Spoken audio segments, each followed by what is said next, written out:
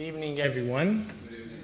It is very good to be here, and I want to thank the church and especially my good friend, Pastor Cornell, for inviting us to share with you these gems from Scripture that will teach us how to prepare for the last day.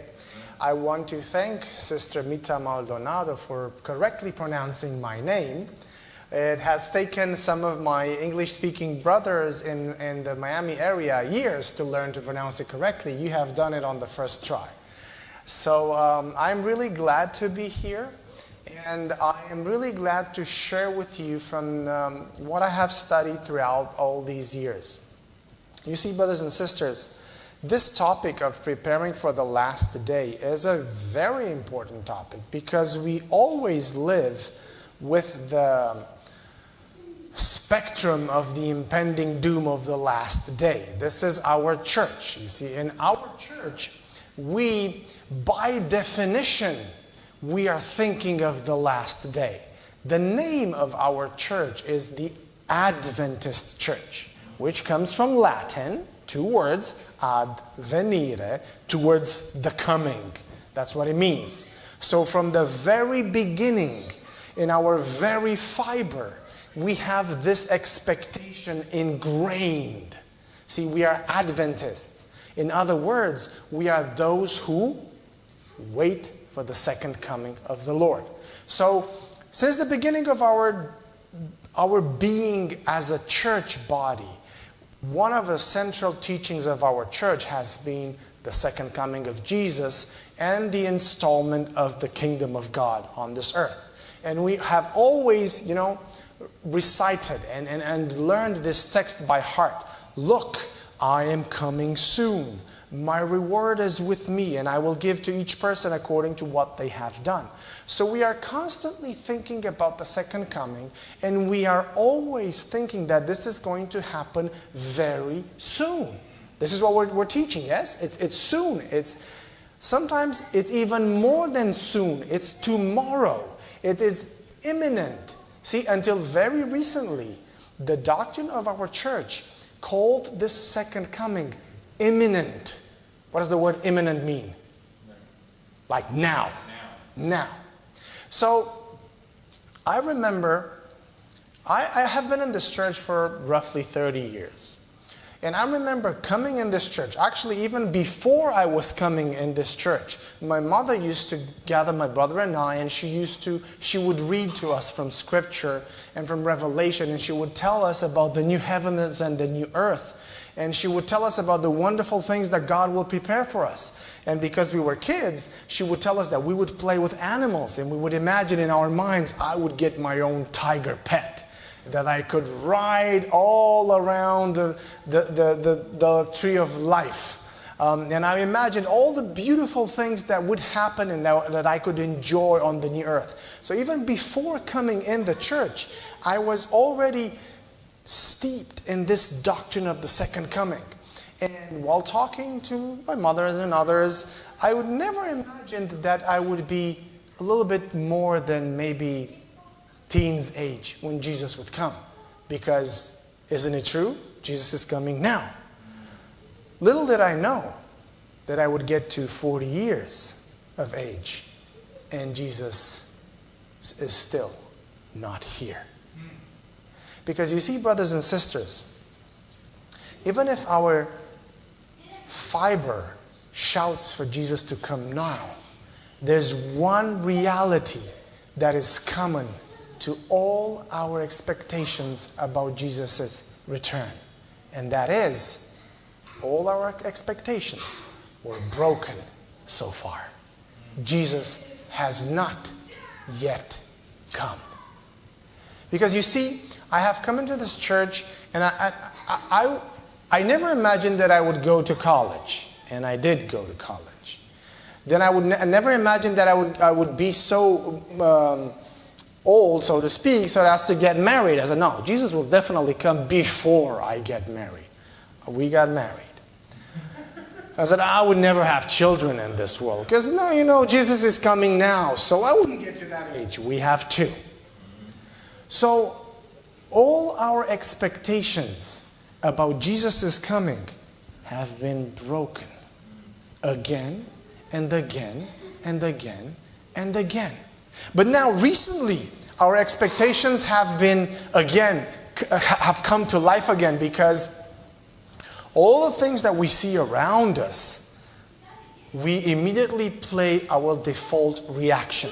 So another verse that is very favorite to us is the verse in 2 Peter chapter 3, verses 11 and 12. Since everything will be destroyed in this way, what kind of people ought you to be? You ought to live holy and godly lives as you look forward to the day of God and speed its coming. So our theology has been one in which we detach ourselves from this world. Isn't that true? Because this world is going to be destroyed. And we always imagine our citizenship in heaven. We don't live on this earth. We live in heaven. We already feel ourselves with one foot at the doors of heaven. And since these things where we live right now are going to perish, they're not really important, so we don't really focus on this world. We focus on what Paul says here, what Peter says here, to live a holy life and a godly life. Hence our preoccupation with how to prepare for the second coming. But now, you see, our expectations again have started to come to life, because we have been living some very terrible crisis lately. It all started in 2019 with the COVID virus, with a pandemic. None of us has ever lived through a pandemic. We did not know what that meant.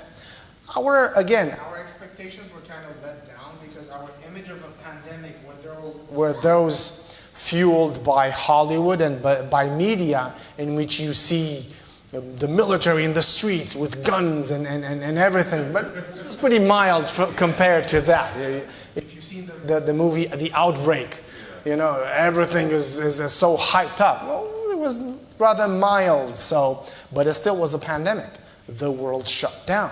And immediately, our mind went to where? Matthew 24. Pestilences. Everybody was talking about pestilence. See, that's what Jesus is talking in Matthew 24. There'll be pestilence. The pandemic ended, kind of.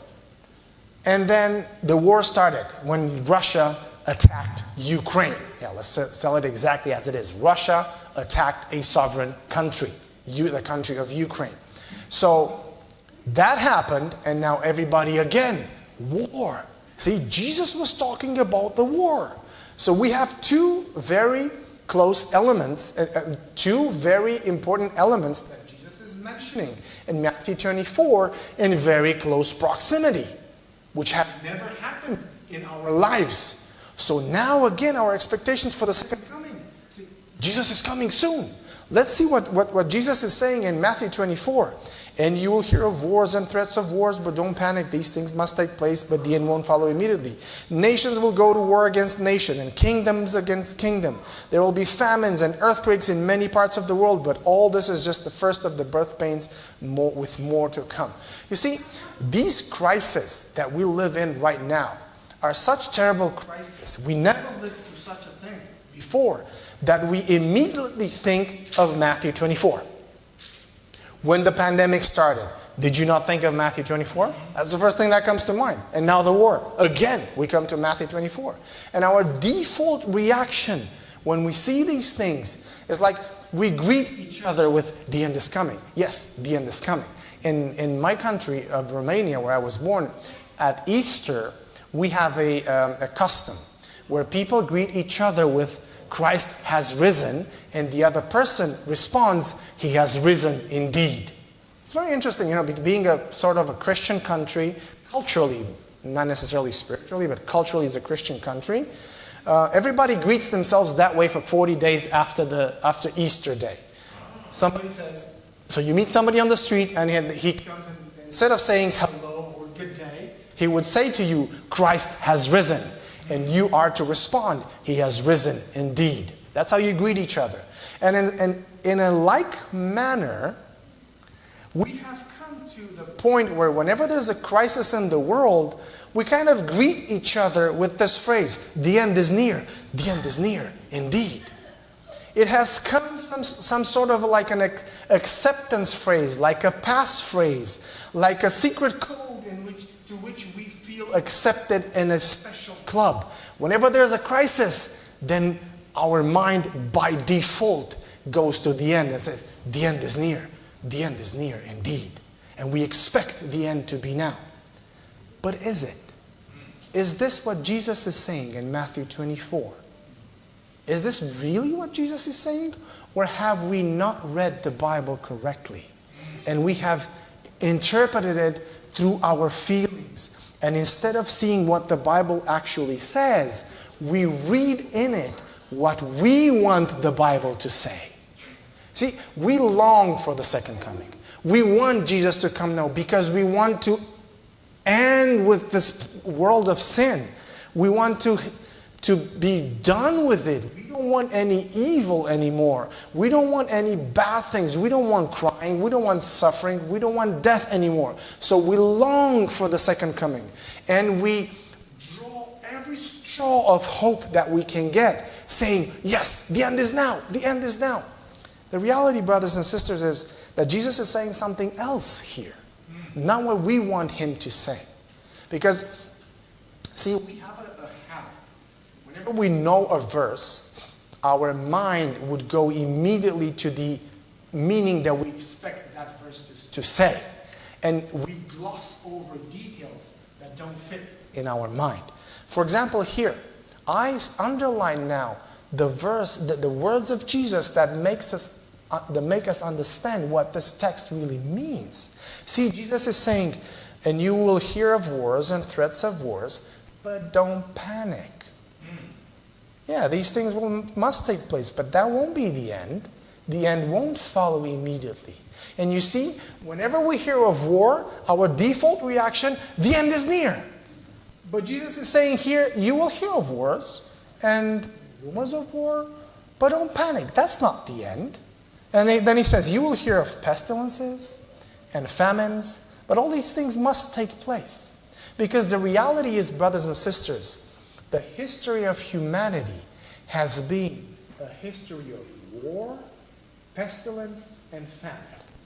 Only in the last 100 years or so, roughly, more or less, has the Western world enjoyed peace and prosperity and health and lack of famine.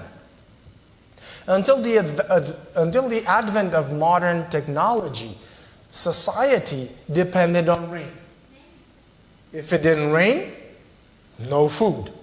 Very few societies would have irrigation, like Egypt. Egypt would have irrigation even in ancient times because they had the Nile, and Babylonia. But most societies, in Europe for example, they depended on rain.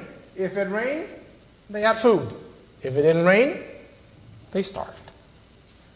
Until the advent of modern medicine, if there was a serious enough disease, people would die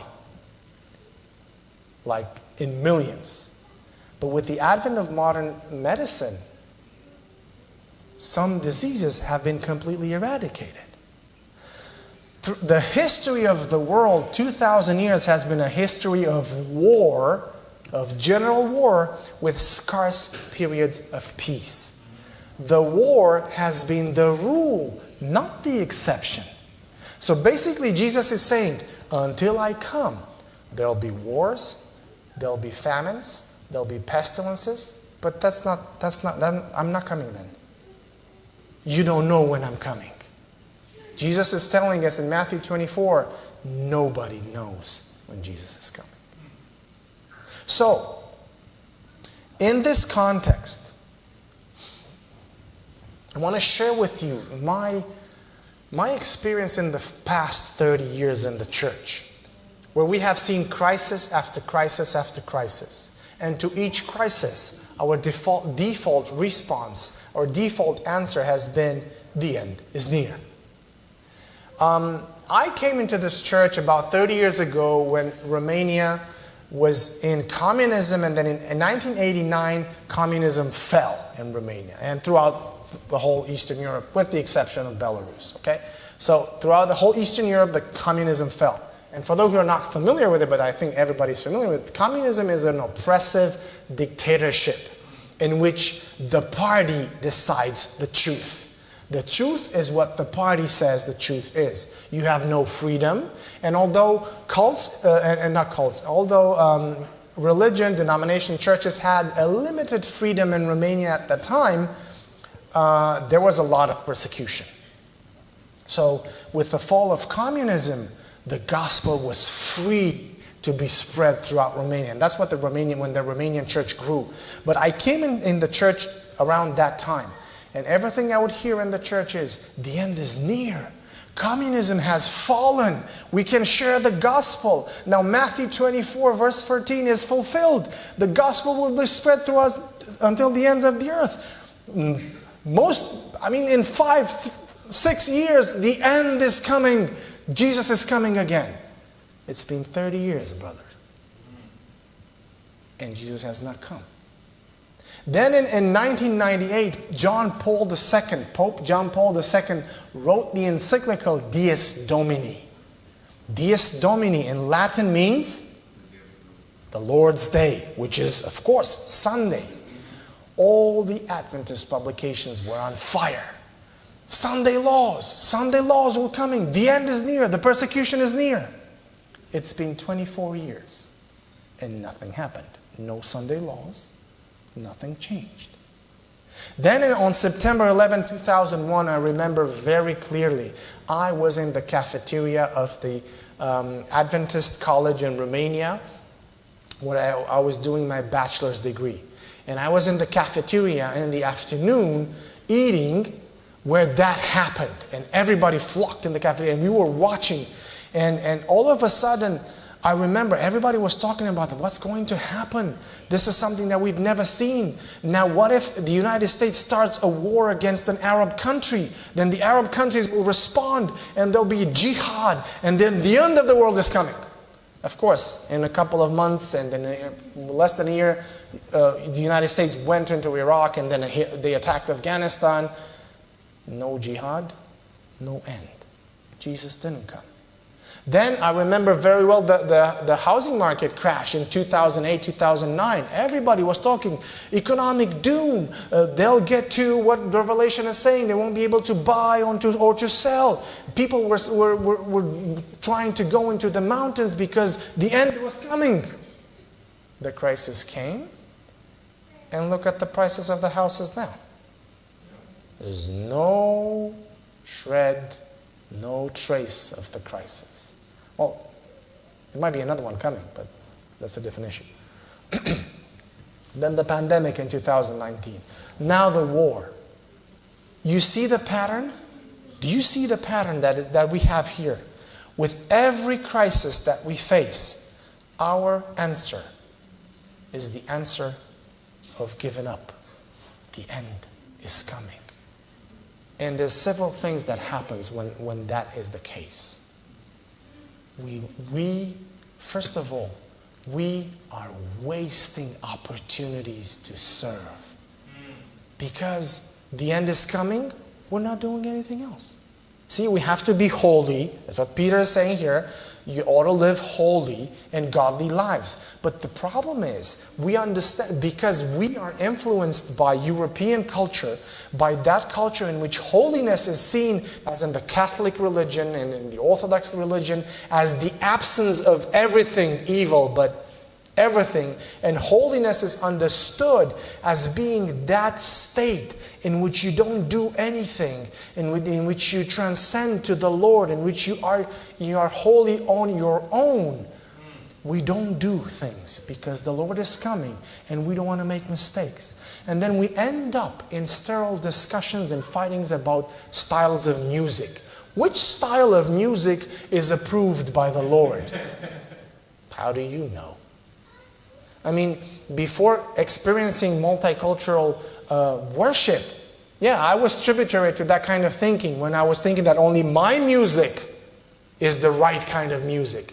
As if at the temple in Jerusalem back in the ancient times, they were playing only Bach. That's what we're thinking. They were only playing Bach and Handel at the temple in Jerusalem. And their music sounded completely different. And we would not like that music, I tell you, because I have listened to it. But then I was able to worship in different cultures. And different people worship differently. But no, we have to waste time fighting about which style of music is appropriate to the Lord. Why? Because we're thinking of this. We're thinking that living holy means that I must be without mistake. So I must choose the best style of music. Then we go to clothing. Which clothes are appropriate in church and which are not appropriate in church? We fight about all things personal which regard us, and that's how we understand holiness. Where in fact, Jesus is not saying that. Because you see, in Matthew 24, 45 to 47, he's saying, who then is the faithful and wise servant whom the master has put in charge of the servants of his household to give them food at the proper time? It will be good for that servant whose master finds him doing so when he returns. You see, in this psychosis of the second coming, if I can call it that way, we have stopped doing things because we are afraid that we might sin. And because, why should we do things? I remember I was in my bachelor's degree, and there was a serious issues with teachers, because a lot of the Romanian teachers did not have all the degrees. Because why should we do that? I mean, a PhD takes 10 years. The Lord is coming until then, so we don't really need that. See, that's the mentality. We don't plan long term because Jesus is coming. And look at what Jesus is saying here. The servant, while he is waiting, what is he doing? He is working. What do you do while you wait? What do I do while I wait? Do I work, or do I just work on myself? Because see here, the work is always towards the others. Jesus says he left his servant in charge of the other servants to give them food, to nourish them. It's a symbol of working for them. So the preparation is always working for others. What is the sign that Jesus says people will recognize him as being his disciples? The love you have for one another. And then in the next chapter, in Matthew 25, when he separates the sheep from the goat, what's the criterion on which he separates them? It's the doing towards others. It is never the clothing. It is never the music. It is never what can you do on Sabbath, if you can do that or you cannot do that on Sabbath. I remember in one of my churches, as I was pastoring in Romania, I was pastoring in a church that was in a different part of the country than where I was born, with a different culture. And as I was going with the youth of my church through a grove or something on Sabbath, we were having fun, and it was some sort of an orchard, so I stretched my hand to get some cherries from a tree to eat. And they were like, "What are you doing?" Like, what am I'm eating a cherry. What? But on Sabbath? It's like, so what's the problem? Their culture was, and I respect that, it was just a different thing. That you cannot pick things from trees on Sabbath to eat. You must pick them beforehand so as not to work on the Sabbath. I understand, it's a different culture.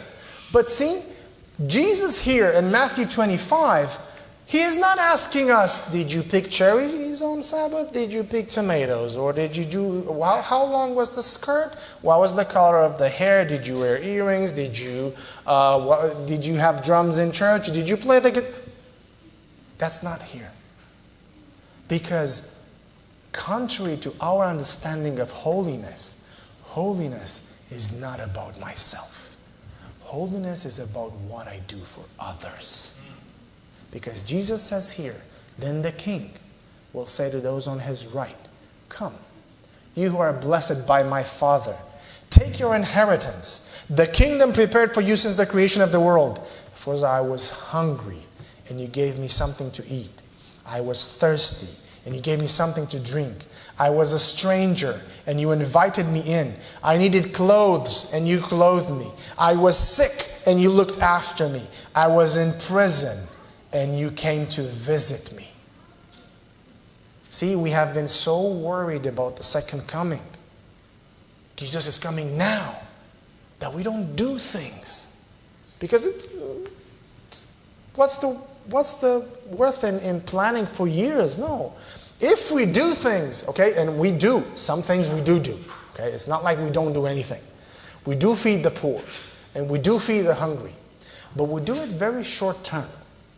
See, the homeless need to eat, so we give them a meal, which is good. It's much better than nothing.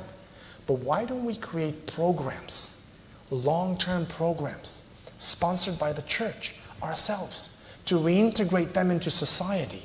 Why don't we create centers to re-educate them, to bring them back? Why don't we work on mental health issues? Long term. You see, the question that I want us to remember tonight, when I said hopes becomes a hindrance. We're waiting for Jesus' return so intensely that we fail to serve the world as He intended us to serve. So my question, if you forget everything I'm saying tonight, my question is, what will I do while I wait? I presented to you my last 30 years in this church, with every crisis being, the Lord is coming now. The Lord is coming now.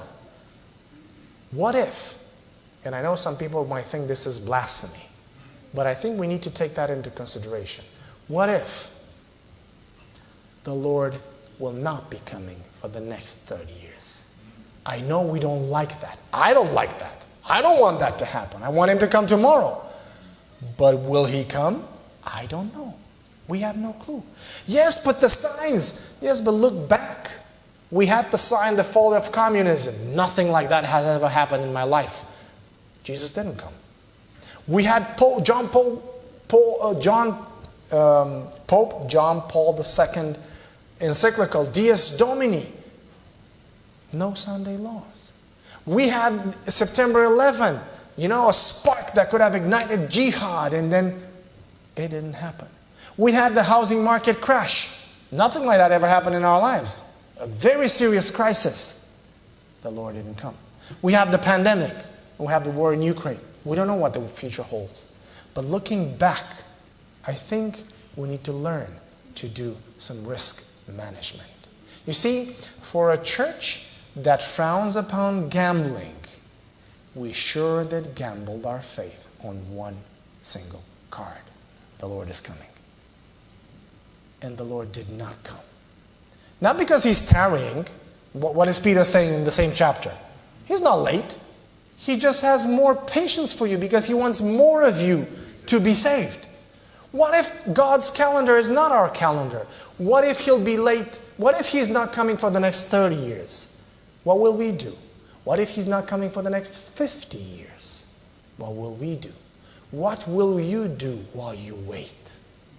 I want us to remember this thing, because the Bible is Jesus. If you follow, I didn't have time to go through all His parables, but if you go through all His parables about His second coming, there's one common element. He's late. So He will be late. So no matter when you think He's coming, He will be late. So what will you do while He's late? And there's another problem with us saying the Lord is coming, the Lord is coming, the Lord is coming, the Lord is coming with every crisis. You cannot run a marathon at a sprint speed. You get tired. You can't. You can't have a military faith. We basically have a very military faith. You have to be ready now because Jesus is coming tomorrow. Have your bags packed and everything. Yes, but what about your life here? Because you see, stressing the things that will disappear, be destroyed, we are ignoring this world. But the verses that we read at the beginning, we read of a different kind of mentality that the people of Israel had, where basically they did not have that mentality, and the Lord had to come to them and put that in their minds. You got to stop doing this. Because you see, they were being taken into the exile, and they were staying there, not doing anything, because we're going back. We're going back. We're going back. So the Lord had to go to Jeremiah, write this letter, and write it to them. It's a very interesting chapter. Go back and read chapter 29. Very, very interesting chapter. And then Jeremiah writes the letter and says, this is what the Lord Almighty, the God of Israel, says to all those I carried into exile from Jerusalem to Babylon. Build houses and settle down. Plant gardens and eat what they produce. Marry and have sons and daughters. Find wives for your sons and give your daughters in marriage, so that they too may have sons and daughters. Increase in number there. Do not decrease. Also, and this is the very important part, which we have forgotten. In our quest for the second coming, in our longing for the second coming, this is where our blessing, our hope has become a hindrance. We have forgotten about the world we live in. We don't have to do anything about it, to do with it, because that's going to be destroyed. Yes, but we have lost the opportunity to serve. God is telling Jeremiah to tell the people, seek the peace and the prosperity of the city to which I have carried you into exile. Pray to the Lord for it, because if it prospers, you too will prosper. Where are the Daniels of today? Where are the Josephs of today? Why have we not become ingrained in the community in which we live in? How is our church known in the community? What will we do for the city we live in? We can run as counselors. Why not? Well, this world will be destroyed. Yes, but you don't know when. And looking back at our experience, had we had the same mentality 30 years ago, maybe we would have had 30 years in which we worked deeply in the community in which we were. We don't know if Jesus is coming tomorrow or in 30 years. We have no idea. The world is primed. I mean, don't get me wrong. It can happen very fast. The world at this point only needs a match to light everything. It's a powder keg. It can explode and Jesus can come very fast. But the reality is, we don't know. We don't know when Jesus is coming. He might come tomorrow. He might come in 30 years. He might come in 50 years. He might wait for all of us here to die and then come. You see, I have always seen myself as being alive when Jesus comes. There was no question about that. There's no way I'm going to be that old when Jesus comes. No, I'm going to be alive when Jesus comes. At this point, I don't know. And my question is, how will I live my life if Jesus, in His plan, wisdom, love, and grace, decides to tarry 50 more years? I have no idea if that will happen or not. How will our church look like if, for example, humanity goes to Mars? You know Elon Musk's plan, yes? He wants to put humans on Mars. What will happen to our church if humanity goes interplanetary? See, we're afraid of the future. And our default answer to every crisis is the Lord is coming. There's poverty in the world. Oh, the Lord is coming and He will fix it. There's injustice in the world. The Lord is coming and He will fix it. Yes, when the Lord comes, He will fix those problems. But how are we working now to fix those problems until He comes? There's injustice in the world. What are we doing about it?